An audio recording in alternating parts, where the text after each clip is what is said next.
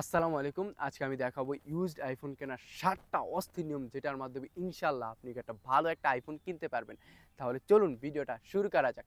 Video শুরু করার আগে অবশ্যই চ্যানেলটাকে সাবস্ক্রাইব।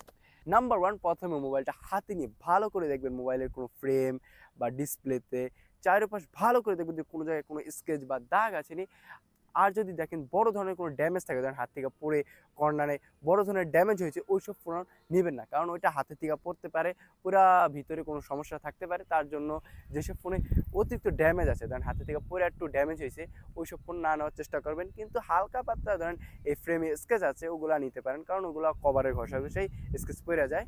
নাম্বার 2, এই ক্যামেরা লেন্সগুলো খুব ভালো করে দেখবেন যে ক্যামেরা লেন্সে কোনো দাগ আছে নি। প্রতিটা লেন্স ভালো করে চেক করবেন যে কোনো লেন্সে কোনো দাগ আছে নি। আর লেন্সে যদি দাগ থাকে, ক্যামেরা যতই ভালো হোক, ফটো কিন্তু ভালো আসবে না। আর প্রত্যেকটা লেন্স তার জন্য ভালো করে চেক করে নেবেন। নাম্বার 3, অবশ্যই মোবাইলটাকে 3 টুলসে চেক করবেন। 3 টুলসে চেক করলে মোবাইলের কন্ডিশন কীরকম আছে, কী পর্যায়ে আছে, সব দেখতে পারবেন। তার জন্য অবশ্যই 3 টুলসে মোবাইলটাকে চেক করবেন। নাম্বার 4, এটা হলো সবথেকে ইম্পর্টেন্ট, কারণ আপনার মোবাইলের ব্যাটারি হেলথ চেষ্টা করবেন 80 উপর থেকে নেওয়া। এমন কি হতে পারে ব্যাটারি হেলথ 100%, কিন্তু ব্যাটারি হেলথটা থাকতে পারে বুস্ট করা। তার জন্য বুস্ট চেক করার আমি আজকে আপনাদের সেরা একটা ট্রিক্স শেখাবো। তাহলে চলুন দেখা যাক। ব্যাটারি হেলথ চেক করার জন্য সবথেকে বেস্ট একটা উপায় আজকে আপনাদের শেয়ার করবে, সেটা হলো এক লাগাতার 600 ছবি তুলতে হবে।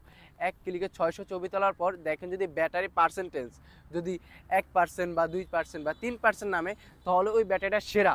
যদি ওইটার ব্যাটারি হেলথ থাকে 85, তবুও বলবো ওই ব্যাটারি হেলথটা সেরা। কারণ আমি এর আগে একটা আইফোন 11 ব্যবহার করছি, ওইটার ব্যাটারি হেলথ ছিল 84, কিন্তু ওইটাতে 600 ছবি তুললে মনে হয় 1% বা 2% চার্জ হইতো, কিন্তু ওটার চার্জিং ব্যাকআপ আমি এক কথায় জোস পাইছি। তার জন্য 600 ছবি তুলবেন, ছবি তুলে দেখে যদি ব্যাটারি পার্সেন্টেজ 1% বা 2%, তাহলে ওইটা বেস্ট।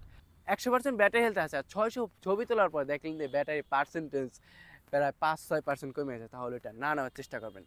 তারপরে দেখবেন আপনি আপনার প্রত্যেকটা স্পিকার ভালো করে কাজ করেনি, সাউন্ড বাজিয়ে দেখবেন যে স্পিকারগুলো কি ভালো করে কাজ করেনি। নাম্বার 6, ক্যামেরার ভিতরে যায় ভিডিও অপশনে যায় আল্ট্রা ওয়াইডে দিবেন, মেইন ক্যামেরাতে আনবেন, টেলিফোটোতে আনবেন, মানে প্রত্যেকটা লেন্সে এই শিফট করবেন। তাহলে কি বোঝা যাবে যে প্রত্যেকটা লেন্সে কি কাজ করেনি ভালো করে। তার জন্য প্রত্যেকটা ভিডিও অপশনে প্রতিটা অপশনে যাবেন, চেক করবেন যে এটা কি ঠিক করে কাজ করেনি। নাম্বার 7, সবথেকে ইম্পর্ট্যান্ট একটা জিনিস, সেটা হলো আপনি ফোনে কথা বলে দেখবেন যে কথা কি ক্লিয়ার শোনা যায়নি। আবার দেখবেন যে ফোনে কথা বলে একটা এদিকে একটা সেন্সর আছে, সেটা হলো কানে থেকে ফোনটা যখন নামাবেন তখন কিন্তু দেখবেন কি এটা ডিসপ্লেটা জ্বলছে, আবার কানে যখন দিবেন তখন দেখবেন এটা অফ হয়ে গেছে। এটা কিন্তু একটা সেন্সর আছে। আর এই দেখবেন যে এই সেন্সরটা কি কাজ করেনি, কারণ আমার এর আগের আইফোনের আগেরটার কিন্তু এই সেন্সরটা ভালো ছিল না। তারপরে আবার দেখবেন ফেস লক কি ভালো করে কাজ করেনি, ফেস লকের প্রত্যেকটা সেন্সর ভালো করে কাজ করেনি, এগুলো চেক করবেন। ইনশাল্লাহ অবশ্যই ভালো একটা আইফোন কিনতে পারবেন। আজকের রিভিউটা এই পর্যন্তই।